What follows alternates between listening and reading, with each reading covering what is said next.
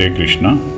Episode 20 Shrimad Bhagavad Gita के श्री भगवान का ऐश्वर्य नामक 10वें अध्याय 10th चैप्टर के 37वें श्लोक में 37th वर्ष में श्री कृष्ण भगवान कहते हैं, ऋषिणां वासुदेवोऽस्मि पांडवानां धनंजयः मुनीनामप्यहं व्यासः कवीनां मुशना कविः।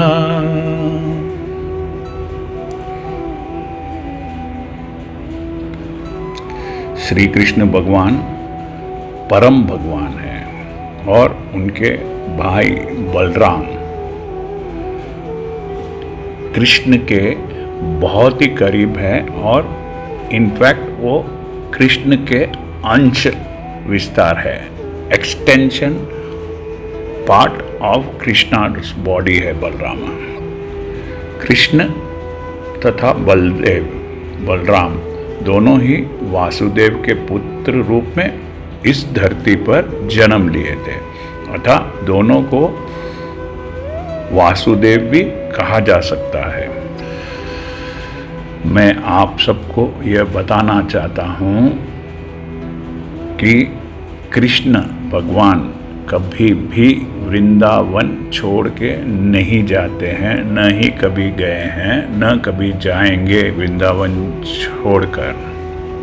इसीलिए उनके जितने भी दूसरे रूप हमको पाए जाते हैं, हमको दिखाई देते हैं, वे उनके विस्तार है, उनके एक्सटेंशन है। कृष्ण के पिता वासुदेव भी कृष्ण से भिन्न नहीं है, डिफरेंट नहीं है। वासुदेव ने ऋषि वंश में इस पृथ्वी पर जन्म लिया था, क्योंकि ऋषि वंश में सबसे महान वासुदेव है, कृष्ण के पिता वासुदेव हैं। तो श्री कृष्ण भगवान कह रहे हैं कि वासुदेव भी उनके प्रतिनिधि, उनके रिप्रेजेंटेटिव है। पांडु के महाराज पांडु के 5 पुत्र थे, युधिष्ठिर, भीम, अर्जुन, नकुल और सहदेव। उनमें से अर्जुन सबसे श्रेष्ठ धनुर्धर, सबसे श्रेष्ठ वॉरियर, सबसे शक्तिशाली योद्धा थे, क्योंकि क्षत्रियों में वे अर्जुन सबसे महान माने जाते हैं। योद्धाओं में अर्जुन सबसे शक्तिशाली माने जाते हैं, इसलिए अर्जुन भी श्री कृष्ण भगवान के रूप है, प्रतिनिधि है, रिप्रेजेंटेटिव है।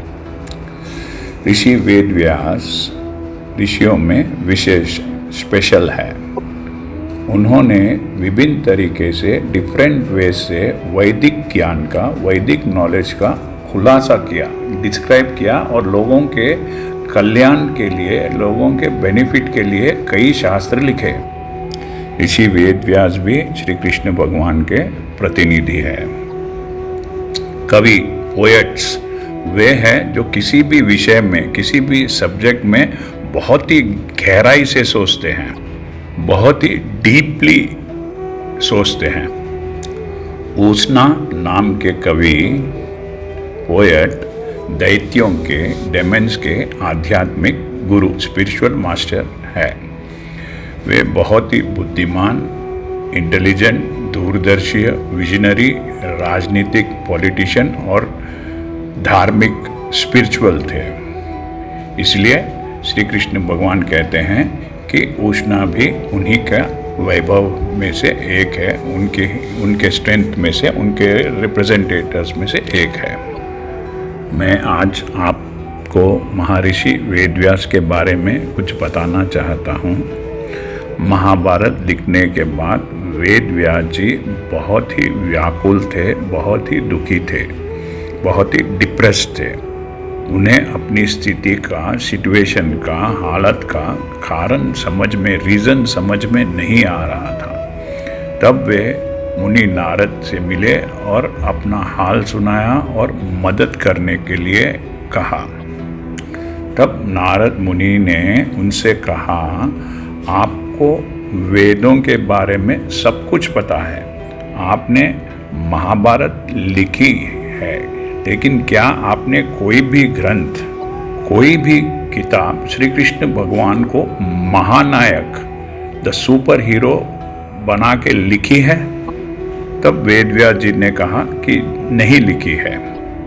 तब नारद मुनि उनसे कहते हैं, आपकी आत्मा श्री कृष्ण के बारे में लिखने के लिए अंदर से बेचैन हो रही है, इसलिए आपकी ये हालत हो गई है।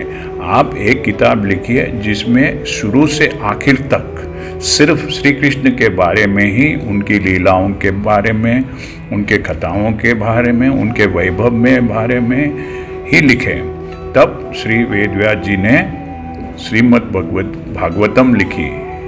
Vedvyasa, after Muni Narad told him to write a book only keeping Sri Krishna as the superhero, he wrote Srimad Bhagavatam, जिसमें कृष्णा का और उनके अवतारों का पूरा व्याख्यान, डिस्क्रिप्शन, डिटेल है। उसके बाद वो बहुत ही खुश, बहुत ही संतुष्ट, बहुत ही सेटिस्फाइड रहने लगे। हरे कृष्णा। यदि आपको यह चैनल पसंद आया, if you have like this channel, तो YouTube में सब्सक्राइब करने के लिए सब्सक्राइब दबाइए। Thank you. हरे कृष्णा।